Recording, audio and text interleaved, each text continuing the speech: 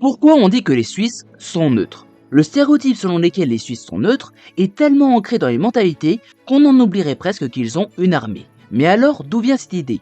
Eh bien, cette neutralité, elle remonte à plusieurs siècles et elle n'a rien d'un simple hasard. Au Moyen-Âge, avant d'être le pays des paradis fiscaux, des montres et du chocolat, la Suisse était surtout connue pour ses mercenaires qui étaient parmi les plus redoutés d'Europe. Ils se battaient pour les rois de France, les papes et même pour le Saint-Empire romain germanique. Cependant, voilà qu'arrive la date historique la plus célèbre en France, 1515. Oui, t'as bien retenu, c'est Marignan. Bataille au cours de laquelle les mercenaires suisses sont vaincus contre les forces françaises de François Ier et vénitiennes. Et à l'issue de ce conflit, une paix va être conclue, connue sous le nom de traité de Fribourg ou de la paix perpétuelle, où la Confédération helvétique décida de signer un traité avec la France, marquant ainsi le début d'une politique de neutralité, mais pas encore totale. Car en réalité, les Suisses n'ont pas totalement abandonné les armes.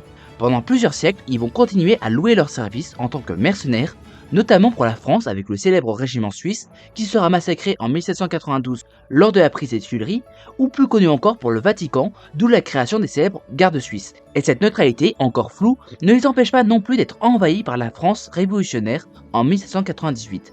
Officiellement, la France révolutionnaire disait vouloir libérer les Suisses des aristocrates et propager les idéaux révolutionnaires, mais officieusement, la France voulait surtout s'assurer d'un état satellite entre elle et l'Autriche et piller l'or des banques. C'est ainsi que la Suisse devient une république appelée République helvétique.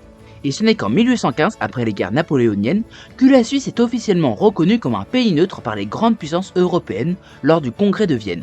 Et cette fois, c'est du sérieux.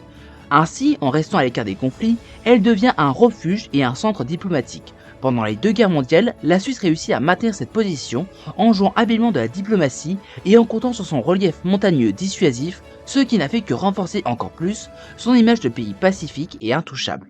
Et le XXe siècle va achever de forger cette réputation, car c'est en effet en Suisse que sera fondée la Croix-Rouge, incarnation de la neutralité humanitaire, tandis que Genève devient un centre diplomatique majeur avec l'installation du second plus important siège de l'ONU, l'ONUG. Et voilà comment, en quelques siècles, la Suisse est passée de redoutable guerrier à champion du monde de la diplomatie. Un cliché basé sur des faits historiques, mais qui reste quand même bien pratique pour expliquer pourquoi il ne se mêle jamais à des embrouilles.